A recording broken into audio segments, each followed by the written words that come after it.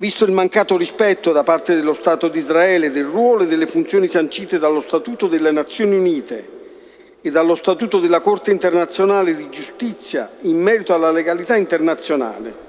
Il Consiglio Comunale di Napoli ha approvato all'unanimità un atto che impegna l'amministrazione a cancellare ogni relazione con enti e istituzioni che siano espressione diretta del governo di Israele. Chi si astiene? Chi è contrario? Chi è a favore? Approvata all'unanimità.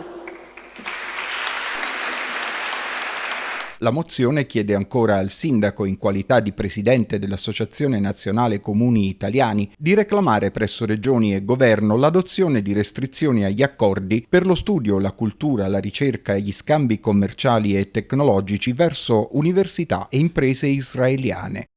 Primo firmatario del documento il consigliere comunale Sergio D'Angelo.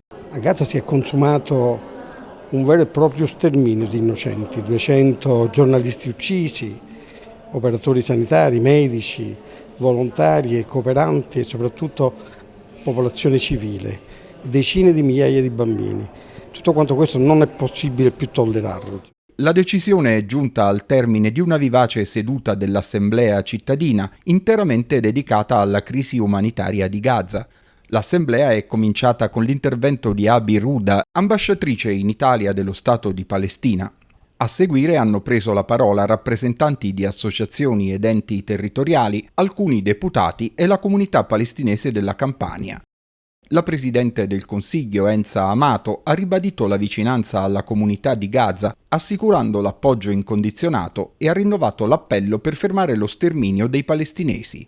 Invitiamo questo Consiglio Comunale ad esprimere una posizione equilibrata che condanni ogni forma di violenza e terrorismo da qualunque parte provenga e che richiami con forza la necessità di una soluzione politica fondata sul dialogo, sulla coesistenza e sul rispetto dei diritti umani. La politica locale purtroppo non ha il potere di cambiare gli equilibri geopolitici, ma ha il dovere di affermare con forza valori universali che sono la pace, la libertà, la solidarietà e la dignità umana. Nella tensione della guerra non si rispettano più gli ospedali. L'ospedale Nasser di Gaza o l'ospedale di Al-Ahli di Gaza o anche l'ospedale di Khan Younis sono saliti alla cronaca per dei massacri. Pare che ogni pronto soccorso della striscia di Gaza abbia una postazione di Hamas. Questo è veramente inverosimile dal punto di vista razionale. Noi dobbiamo indignarci davanti a questi atteggiamenti per tutelare noi stessi e tutelare, guardate, anche i giovani israeliani, perché la vendetta è una spirale.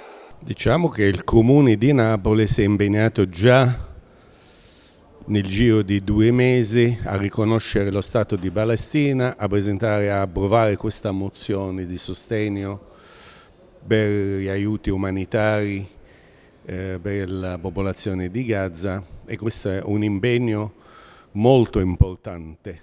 Come ho detto prima, magari bisogna usare parole e linguaggi nuovi. Sono stato 2 volte al Valico di Rafa, l'anno scorso e quest'anno. Ho visto delle scene distopiche, c'erano migliaia di camion nel deserto pieni di cibo, pieni zeppi di cibo, pronti a entrare nella striscia di Gaza, ma bloccati dall'esercito israeliano.